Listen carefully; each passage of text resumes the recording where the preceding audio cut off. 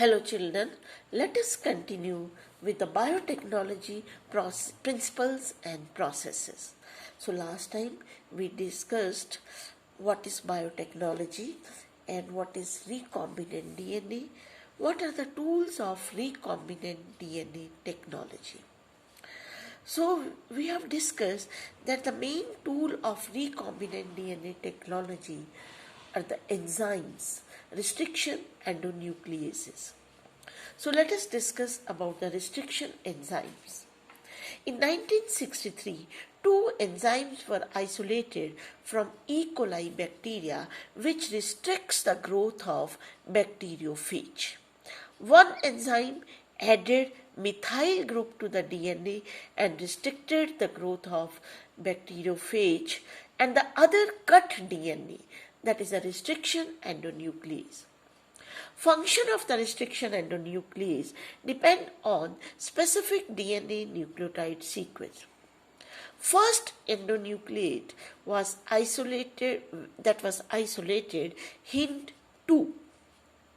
Hint 2 always cut DNA at particular point by recognizing specific sequence of 6 base pairs, recognition sequence of the enzymes.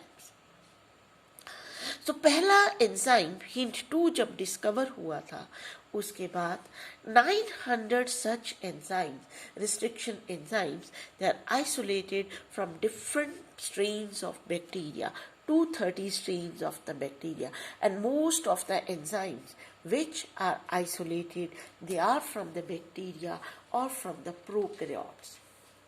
Restriction enzymes की हम naming करेंगे, किस तरह से हम उसको नाम देते हैं. Restriction enzymes they belong to a class और category of the enzyme nucleases. There are two types, exonuclease and endonuclease. Exonuclease means they remove nucleotide from the end of the DNA, and endonuclease means they cut the nucleotide at the specific position within the DNA.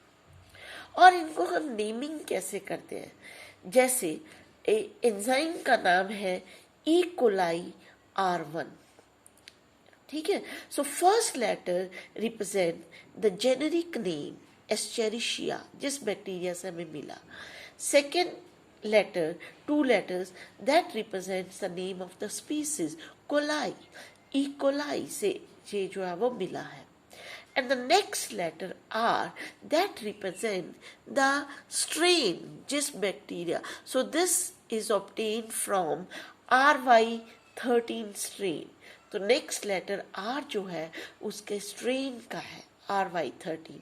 And 1 means the order in which the enzymes they were isolated from that strain of bacteria. पहला enzyme isolate हुआ तो 1, second time होगा तो 2, 3, इस तरह से जो है वो उसका नाम है E. coli R1.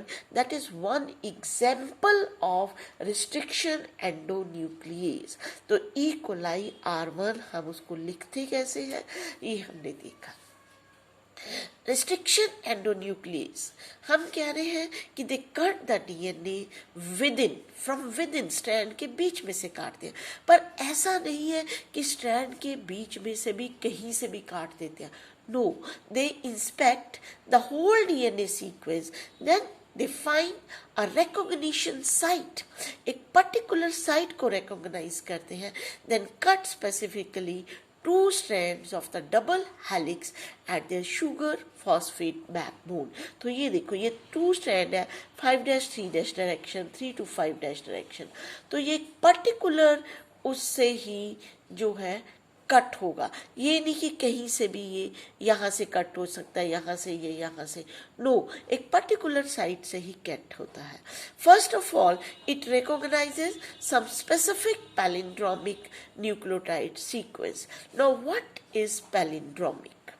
पैलिंड्रोमिक एक इंग्लिश का वर्ड है. पैलिंड्रोम्स हम कहते हैं, they are actually the words which are read same on both the sides. ठीक है. Palindromes जो है, that is a group of letters that form the same words.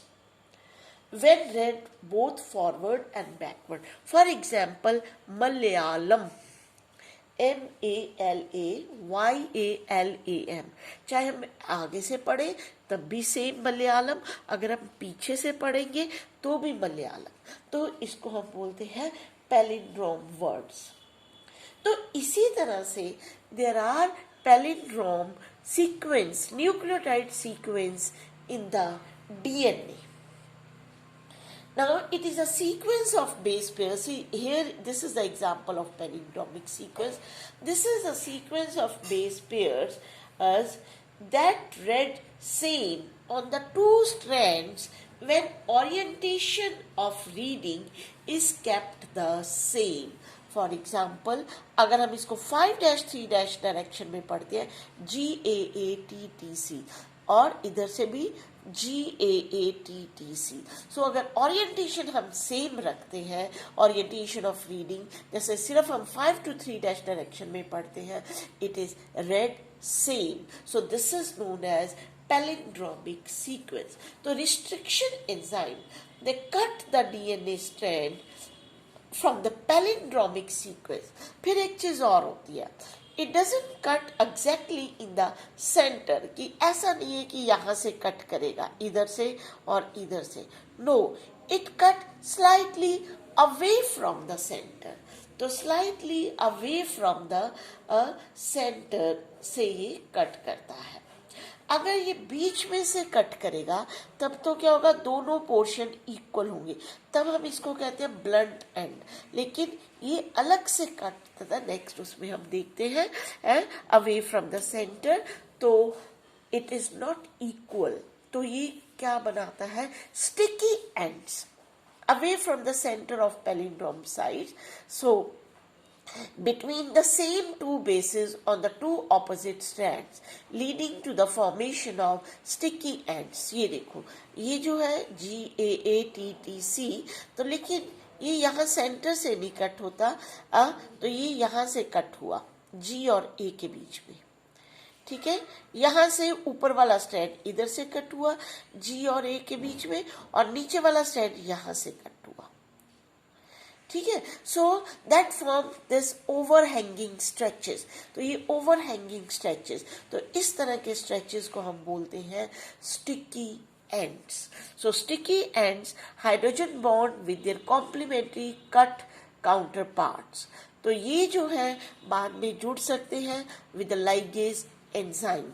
तो ये थोड़ा सा एग्जाम्पल दिया है, देखो ये पैलिंड्रोमिक सीक्वेंस का GATTC, तो ये एक अलग सीक्वेंस है CTG CAG, CTG CAG, दोनों साइड सेम है। तो दिस इज अनदर एग्जाम्पल, ये भी एक एग्जाम्पल है पैलिंड्रोमिक सीक्वेंस का। तो आप देखो ये कट हुआ G और A के बीच में ऊपर से, है ना, तो ये अलग स्ट्रेच बन गया, इधर से भी G और A के बीच में, तो यहाँ ये छोटा ये लंबा, और इधर ये ऊपर वाला लंबा और ये छोटा।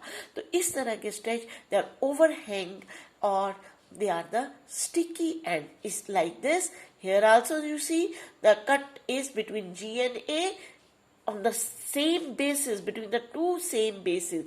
Here also G and A. तो इस तरह से ओवरहैंग स्ट्रेच बनती है, 5- overhang and here it is 3- overhang.